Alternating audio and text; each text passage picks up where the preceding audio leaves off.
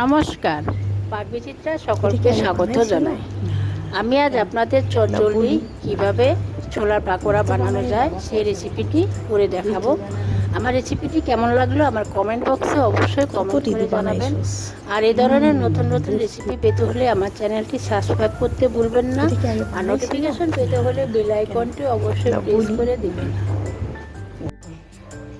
আজ আমি আপনাদের সঙ্গে ছোলার পকোড়া বানিয়ে শেয়ার করব। তার জন্য এখানে আমি 200 গ্রাম ছোলা নিয়েছি। ছোলাটা আমি 6 থেকে 7 ঘন্টা ভিজিয়ে নিয়েছি। আপনারা চাইলে সারা রাত ভিজিয়ে নিতে পারেন।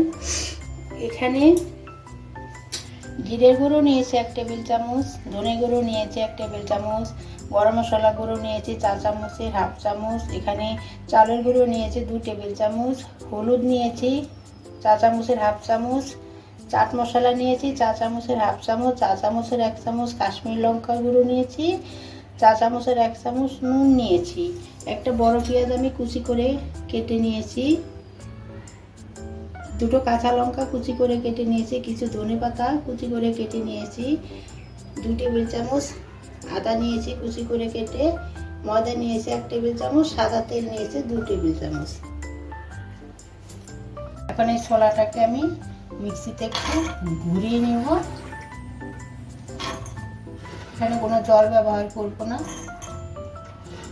দেখুন ছোলাগুলো আমি মিক্সিতে ঘুরিয়ে নিয়েছি, একটু দানা দানা রয়েছে, এরকমভাবেই মিক্সিতে ঘুরিয়ে নিতে হবে। এরকম একটু দানা দানা থাকলে তাহলে পকোড়াটা মুসমুসে হবে। এখন আমি সব কিছু দিয়ে পকোড়াটা মিশ্রণটা তৈরি করে নিচ্ছি। সমস্ত মশলা, নুন, চালের গুঁড়ো দিয়ে দিচ্ছি।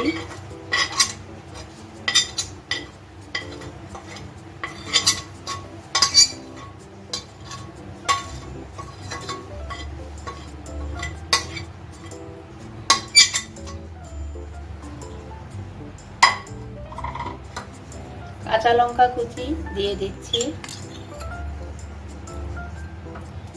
ময়দা দিয়ে দিচ্ছি 1 টেবিল চামচ, আদা কুচি দিয়ে দিচ্ছি, পেঁয়াজ কুচি দিয়ে দিচ্ছি। এখানে নুন ঝালটা আপনাদের পছন্দ অনুযায়ী দিবেন। ধনেপাতা দিয়ে দিচ্ছি,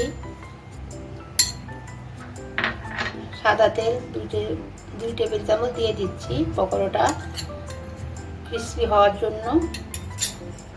এখন আমি সব কিছু হাতে মেখে নিচ্ছি। দেখুন পাকোড়া বানানোর জন্য আমার মিশ্রণটা তৈরি হয়ে গেছে। এখানে আমি ময়দা চালের গুঁড়োটা দিয়েছি একটা বাইন্ডিংয়ের জন্য। এখন আমি ভেজে নেব। দেখুন পকোড়া ভাজার জন্য আমি কড়াইতে সাদা তেল দিয়ে গরম করে নিয়েছি। এখন আমি পকোড়াগুলি দিয়ে দিচ্ছি। গ্যাসটা আমি মিডিয়ামে রেখে ভেজে নেব।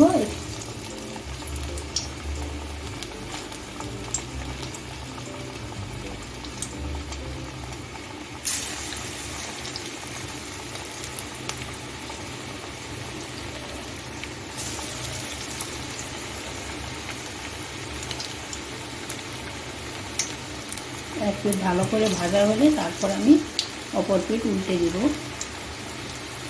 দেখুন আমার পকোড়াগুলি ভাজা হয়ে গেছে। এখন আমি তুলে নিচ্ছি। পকোড়াগুলি এরকম এক দুটো করে ভাজতে হবে, নাহলে মুসমুসে হবে না।